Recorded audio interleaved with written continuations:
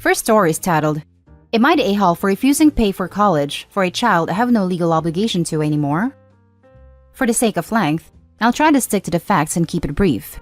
I, 50 male, legally have 3 children with my ex, 51, Adam, 23 male, Chris, 21 male, and Sophie, 18 female. Biologically, the first 2 children are mine, and youngest is the result of my wife's infidelity. I discovered this the day when Sophie was 2-year-old, and we had to rush Sophie to the emergency room. I filed for divorce 2 months later. I got 50-50 custody of my own children, but since Sophie was legally mine, I had to pay child support for her and was very bitter and resentful about it. I tried to fight it at first, but in the end, decided to suck it up to save myself the stress. But I made it very clear to my ex that outside of child support, I would take no other responsibility for the girl and would shut down any attempts at being her father. But I would make the effort to still be polite to Sophie.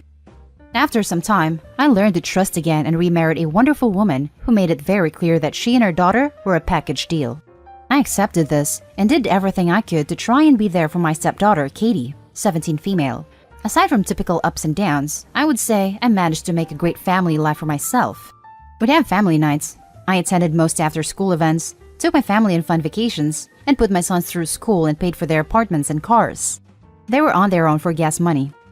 Chris is expected to graduate this coming summer, and I made a silly post on social media about how relieved I was going to be that I only had one more kid to put through school left. A couple of days later, I got a message from my ex asking me to pay for Sophie's college expenses on my own since the pandemic has made money tight. I asked her what she meant, and she referred to my post. And I reminded her that my legal obligation to Sophie ended the day she turned 18, and that I was talking about Katie. My ex was furious, demanded to know why I was willing to pay for Katie and not Sophie, since neither of them are related to me. I countered by saying that I knew up front Katie wasn't my biological child, and agreed to care for her instead of being conned into doing it like I was for Sophie. After that, I got a call from Sophie, asking what she did to make me hate her so much and to leave her feeling so excluded. I told her softly that I don't hate her, and that nothing about this situation was her fault, but the simple truth is that it wasn't personal. I'm just not her father. Since then, my sons have told me that Sophie was becoming really depressed. My ex is blaming me, but I don't see what I have to do with it. Am I the a-hole? Edit, just to be clear because I keep seeing the same questions. 1. The kids know why I divorced their mother. 2. My ex claims that Sophie was the result of a one-night stand and doesn't know who her father is, which is one of the reasons why I was kept on the hook for child support. 3. After I learned the truth, I was very angry and didn't think I could handle raising a child that I was tricked into caring for, so I decided to keep my distance. 4. Just because Sophie wasn't mine and I treated as such doesn't mean that I was horrible to the girl. I also made sure that my children knew that what happened between their mother and me was not Sophie's fault and they should never be mean to her. Now for the top comments. Not the a-hole. That poor girl. You don't have any legal or moral obligation to her, but she's taking the brunt of the consequences for your failed relationship, and none of this is her fault. Opie's not the one who failed in that relationship. It was her parents that were the failures. Regardless of the who's in the wrong question here, the grim reality is that Opie should be prepared to lose his sons. Some things that shouldn't necessarily be sides issues are going to end up being that way anyways. Of course, it has always been incredibly upsetting and confusing to Sophie that her legal father is distant and stilted with her while having a relationship with her brothers. And of course, her brothers have grown up witnessing that grief and have complicated feelings about it themselves. To children, that would come across as arbitrary cruelty. As young adults, they may understand it intellectually, but that doesn't mean they feel it the way Opie does. Now it is coming to a head, with Sophie realizing her adult life is going to be dramatically harder than her brothers, again, through no fault of hers, and her brothers can appreciate that that is brutally unfair, and they're all at home together experiencing this collective trauma of quarantine. And Opie is in a different home, with a different family that he has chosen for himself. That by no means makes him an a-hole, but in his son's position, I couldn't imagine my heart not breaking for my sister and feeling with resentment for my father. It can be no a-holes here, but still be a no-win situation where Opie will have to make the choices he makes and have to live with the consequences. I guess technically not the a-hole, but it's hard to wrap my head around loving a child for 2 years, then stopping, since she wasn't biologically yours. Well, realizing that you were lied to and tricked into being someone's parent can play a huge role into it. Not the a-hole, your ex knew that Sophie was not yours. You made it clear you were done supporting her once you were no longer legally responsible. There is one huge a-hole in this. That is your ex. 1. She cheated on you. Had you believing you were the child's father and had you stopped paying child support until Sophie was 18. 2. Your ex was too selfish to plan for Sophie's education. That is her fault, not yours. I just want to add that Katie has nothing to do with this. Whether you had a stepdaughter or not, you would not be paying for Sophie's education. So, your ex or anyone else should not be bringing up the fact you're willing to pay for Katie's education, but not Sophie's. The two things are mutually exclusive of each other. Just happen to be the same thing. I hope that last part made sense. Now for the second story. Am I the a-hole for telling my mom she didn't do crap in raising me? I, 25 female, have had a terrible relationship with my mother for most of my life.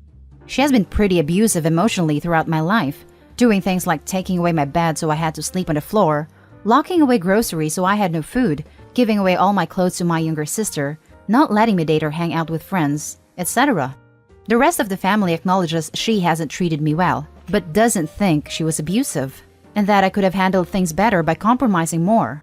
My dad separated from her when I was 6 and took my older sisters to live with his new wife. Mom got custody of me, but he has continued to pay for everything from my education. I got scholarships from high school to med school, and money for my share of the house utilities, etc. I even had to buy things like tampons out of an allowance he gave me, because she refused to, saying they were too expensive. Where I live, we have no concept of child protection, and parents are pretty much never ever considered to be wrong. Doing the bare minimum is seen as doing a favor to your child, so for almost 24 years, I've had to live with her abuse, and despite that, I've done pretty well in life. I graduated from med school recently and am moving soon to a different country for my new job. She started going on and on about how I should stay home to take care of her because she's invested her whole life in raising me. 24/7, she'll try to emotionally manipulate and guilt-trip me into being her unpaid caretaker. I tried to ignore her at first, but she kept listing out things like, I paid for your food, I gave you so many privileges and spent so much on you, so I got mad and told her she didn't do crap for me. I told her I never asked to be born, and she's not special for doing the absolute minimum for a child she brought into this world on purpose. She started crying and called my dad and sisters up, saying I was ungrateful and deliberately emotionally torturing her when she was sick. They're all telling me I am the a-hole because she has raised me for 25 years of my life and done her best, and that I didn't need to engage with her and create unnecessary drama when I'm going to be leaving soon anyway, especially since she has a chronic illness. So, am I the a-hole for denying her contribution to my upbringing and upsetting her for no reason? Now for the top comments. Not the a-hole at all. If you do the bare minimum for me, I'll do the same for you. She never even paid for most of your stuff. It was your dad. Correct me if I'm wrong. Using the family to get on her side makes her an even worse a-hole. I'm really glad you left that house. Sounds horrible. You're correct. My dad paid for mostly everything. She occasionally bought groceries, but that was it. Not the a-hole. You just have a higher consciousness of right/wrong, and she is trapped by cultural constraints you don't want to continue in your life. On the flip side, she is scared of empty nest changes. Chalk it up to a blow-up confrontation, forgive her, and pursue your life. Maybe if you make good enough money, you can help her out, but your obligation is limited. Not the a-hole. Mom should have treated you better if she was expecting filial care from you, but from what you described, it sounds like classic narcissism. Your dad and sisters would also do well to remember that there's a reason why your dad separated from your mother.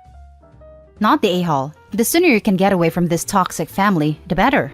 I wish you all the best in your new job. If your dad and sisters are so sympathetic to her, they can move back in with her. It's especially hypocritical of your dad, who ditched you and your mom when you were only 6, to try and guilt-trip you into serving her for life. Now for the last story. Am I the a-hole for not forgiving my parents? I, 34 female, grew up with one sibling, 36 female, and both parents. There were various kinds of abuse. My sister was also the golden child. I came out as gay when I was 16. They interrogated me until I admitted. They then taped a letter to my door indicating that I was going to hell. There were then various books in the house about how to cure homosexuality. I'm positive if my sister had been gay, they would have led pride parades. I left. I stayed with friends, partners, and well, anyone, until I could obtain some security a few years later. At first, I still went to family functions, but my parents wouldn't speak to me. My mother did not look at me. I did this for a few years until the anxiety was too much. Then, I only went to family events they weren't attending. They bought my sister a car, paid for her college, and all of her living expenses. I also attended college, had to go through a process so I wouldn't have to claim them on my FA/FSA. Therapist wrote a letter, and did graduate. But had given myself an ulcer due to the stress of being a full-time student with 2 jobs and a 16-hour unpaid internship. My parents only sent happy birthday texts. Then came my sister's wedding. She had 5 events I had to attend. I was a bridesmaid. During all of these events, they again didn't look at me. It was painful. About 2 years after this, they sent a text indicating that they wanted to give me money for the same amount they spent on my sister's wedding. I discussed with my therapist, and my therapist indicated my parents opted not to give me a lot of things I needed. But that doesn't mean I should feel shameful about taking what they are offering if there are no strings attached. So, I met with them for lunch with my then girlfriend. My dad did speak to me but spoke mostly about other trivial family matters, and my mother spoke only through my father. She would whisper something to my father, and he would then ask a question. They gave me a check for $10,000. My dad said something vaguely about being proud of everything I have overcome. I internally was very confused. Did they mean their own abuse? Their own homophobia? They never asked to see me again. I used the money as part of the down payment for my house. Married my wife a few years later. I did not tell them. I didn't hear from them for a few years, other than the birthday messages. But in 2017, we began fostering.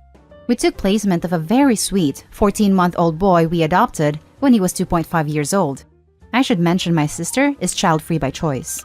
Since the adoption, I did not tell them. Any number of relatives could. My parents suddenly are vaguely sorry and now sending me weekly text messages.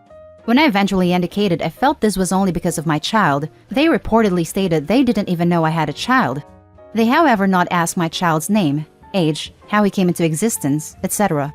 They are now passively inviting me to various Zoom family events and really trying to have conversations. Am I the a-hole for not forgiving them? Now for the top comments. Not the a-hole. You don't need them in your life. If you're comfortable with the low contact, just continue that or go no contact if you want. Be sure to tell them why. Not the a-hole. In what world would you be the a-hole here? You've done fantastic for yourself in spite of them, not because of them. Go you. There is truly a lot I couldn't post because of the character limit. So my parents will text these apologies and truthfully, I won't respond. They then show these messages to family members who lack a lot of context. That is, I have not told them about the abuse and only vaguely spoken about their homophobia. And then they basically tell me I am a cold and unforgiving. If your parents are spreading lies, enlighten them on the truth. Don't let them paint you in a bad light just because you won't give them what they want, when they wouldn't even give you a scrap of love that you deserved and treated you like an outcast. I guess they aren't really lying. They're apologizing and I am not responding. They, of course, aren't going to divulge the abuse. When they are asked why we don't talk, they say something about me making poor life choices, which in my family means I'm using drugs. Hard drugs. I've had to explain I'm not. In fact, addicted to heroin more times than any adult ever should. I guess I struggle just putting it all out there, both because trauma/PTSD is real here, and because my goal isn't to vilify people. My parents somehow are functional outside of our household. I've not seen the same toxic behavior in their other relationship, and I'm not down to burn down the whole metaphorical house. Maybe I'm being naive here. Not the a-hole. They haven't asked for forgiveness. They may think slipping you $10,000 was enough, but it doesn't really make up for anything. Do you still have a relationship with your sister? Off and on. They sometimes use her as a way to force the relationship. That is, she cornered my wife, telling her she needed to convince me to forgive them, and they deserve to have a relationship with their grandchild. And that's the end of this video, folks. As always, leave a comment and hit like and subscribe. And if you want more of this content, turn your notification on to get updated on the latest videos. And I'll catch you in the next one. Stay safe.